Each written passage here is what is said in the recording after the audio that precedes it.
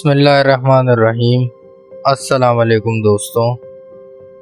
غزوہ بدر کی تاریخی فتح کے بعد کفار مکہ کے دلوں میں انتقام کی آگ سلگ رہی تھی۔ وہ اپنی ذلت آمیز شکست کا بدلہ لینے کے لیے بے چین تھے، اور اسی بدلے کی آگ نے تاریخ اسلام کی ایک ایسی جنگ کو جنم دیا جس میں مسلمانوں کے لیے بہت بڑے سبق، آزمائش اور دردناک لمحات چھپے تھے۔ یہ داستان ہے جنگ احد کی، ایک ایسی جنگ جہاں بظاہر فتح ایک غلطی کی وجہ سے آزمائش میں بدل گئی، اور پھر صحابہ کے صبر نے اس آزمائش کو اسلام کا ایک عظیم سبق بنا دیا۔ جنگ کے اسباب اور پس منظر۔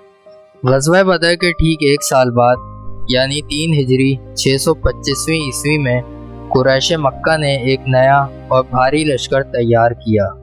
اس لشکر کی قیادت ابو سفیان کر رہا تھا۔ ان کے پاس 3000 ہتھیار بند جوان، 200 گھوڑے اور 700 زرہ پوش سپاہی تھے۔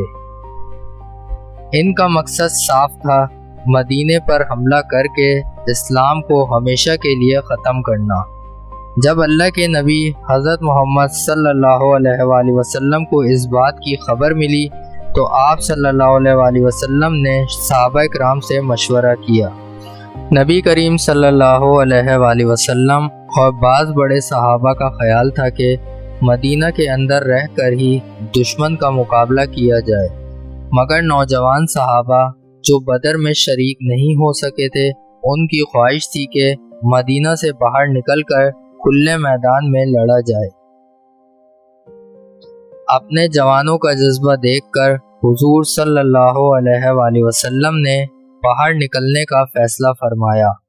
مسلمانوں کا لشکر صرف 1000 تھا، جو بعد میں عبداللہ بن ابی منافق کی غداری کی وجہ سے اپنے 300 بندے لے کر الگ ہو گیا، اور مسلمانوں کی تعداد صرف 700 رہ گئی۔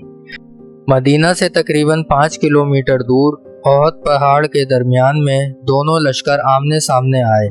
یہاں اللہ کے نبی صلی اللہ علیہ وآلہ وسلم نے ایک ایسی بے مثال جنگی حکمت عملی یعنی ملیٹری اسٹریٹجی بنائی جو آج بھی دنیا کے جرنیل پڑھتے ہیں۔ مسلمانوں کے پیچھے ایک پہاڑی درہ تھا جہاں سے دشمن پیچھے سے حملہ کر سکتا تھا۔ آپ صلی اللہ علیہ وآلہ وسلم نے حضرت عبداللہ بن جبیر رضی اللہ تعالیٰ عنہ کی قیادت میں 50 بہترین تیر اندازوں کو اس پہاڑی پر کھڑا کر دیا، جسے آج جبل رمات کہا جاتا ہے۔ حضور صلی اللہ علیہ وآلہ وسلم نے سخت ہدایت دی، تم چاہے دیکھو کہ ہم جیت رہے ہیں یا ہمیں پرندے نوچ رہے ہیں، تم نے اپنی یہ جگہ میرے حکم کے بغیر نہیں چھوڑنی۔ جنگ کا آغاز اور مسلمانوں کی فتح۔ جنگ کا آغاز ہوا، مسلمانوں کے جوان دشمن پر ٹوٹ پڑے۔ حضرت علی رضی اللہ تعالیٰ عنہ، حضرت حمزہ رضی اللہ تعالیٰ عنہ اور حضرت ابو دجانہ رضی اللہ تعالیٰ عنہ نے دشمن کی صفوں کو تہس نہس کر دیا۔ قریش کے جھنڈے بردار ایک ایک کر کے قتل ہوتے گئے۔ مسلمانوں کے بے مثال جذبے کے آگے 3000 کا لشکر بھاگنے پر مجبور ہو گیا۔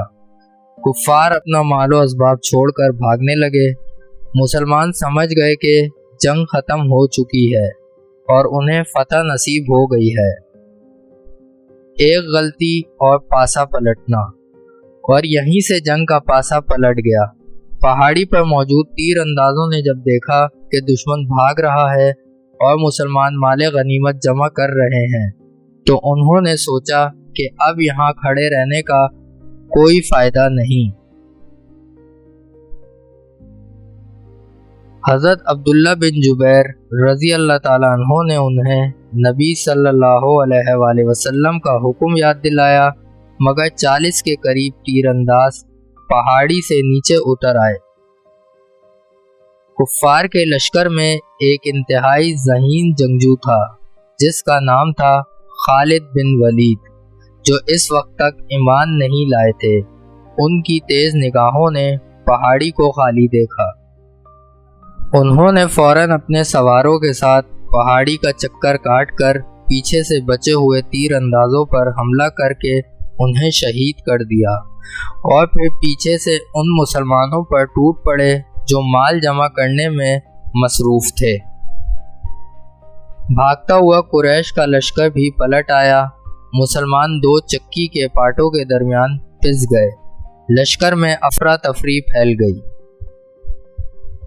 نبی صلی اللہ علیہ وآلہ وسلم پر حملہ اور صحابہ کی قربانیاں۔ اس افراتفری میں یہ افواہ پھیل گئی کہ نعوذ باللہ اللہ کے نبی صلی اللہ علیہ وآلہ وسلم شہید ہو گئے ہیں۔ اس خبر نے مسلمانوں کے حوصلے توڑ دیے، مگر اصل میں حضور صلی اللہ علیہ وآلہ وسلم شدید زخمی ہوئے تھے۔ آپ صلی اللہ علیہ وآلہ وسلم کے دندان مبارک شہید ہوئے اور خود ہیلمٹ کی کڑیاں آپ صلی اللہ علیہ وآلہ وسلم کے رخسار مبارک میں دھس گئیں۔ اس نازک وقت میں صحابہ نے پیارے نبی صلی اللہ علیہ وآلہ وسلم کے گرد ایک انسانی ڈھال بنا لی۔ حضرت ابو دجانہ رضی اللہ تعالیٰ عنہ حضور صلی اللہ علیہ وآلہ وسلم کے آگے جھک گئے۔ دشمن کے تیر ان کی پیٹھ پر لگتے رہے پر وہ اپنی جگہ سے نہیں ہلے۔ حضرت طلحہ رضی اللہ تعالیٰ عنہ نے اپنے ہاتھ پر دشمن کے وار روکے، یہاں تک کہ ان کا ہاتھ شل ہو گیا۔ اسی جنگ میں حضور صلی اللہ علیہ وآلہ وسلم کے پیارے چچا حضرت حمزہ رضی اللہ تعالیٰ عنہ کو وحشی نے برچی سے شہید کیا اور ہندہ نے ان کا کلیجہ چبایا۔ آخر کار صحابہ حضور صلی اللہ علیہ وآلہ وسلم کو بچا کر احد پہاڑی کی ایک گھاٹی کی طرف لے گئے اور ابو سفیان مزید آگے بڑھنے کی ہمت نہ کر سکا اور مکہ کی طرف لوٹ گیا۔ جنگ ختم ہوئی۔ اس جنگ میں 70 صحابہ اکرام شہید ہوئے۔ یہ مسلمانوں کے لیے ایک بہت بڑا درس تھا۔ قرآن پاک کی سورہ آل عمران میں اللہ نے واضح فرمایا کہ یہ آزمائش اس لیے تھی تاکہ سچے اور جھوٹے الگ ہو سکیں، اور یہ بتانے کے لیے امیر یعنی لیڈر کے حکم کی نافرمانی کا نتیجہ کیا ہوتا ہے۔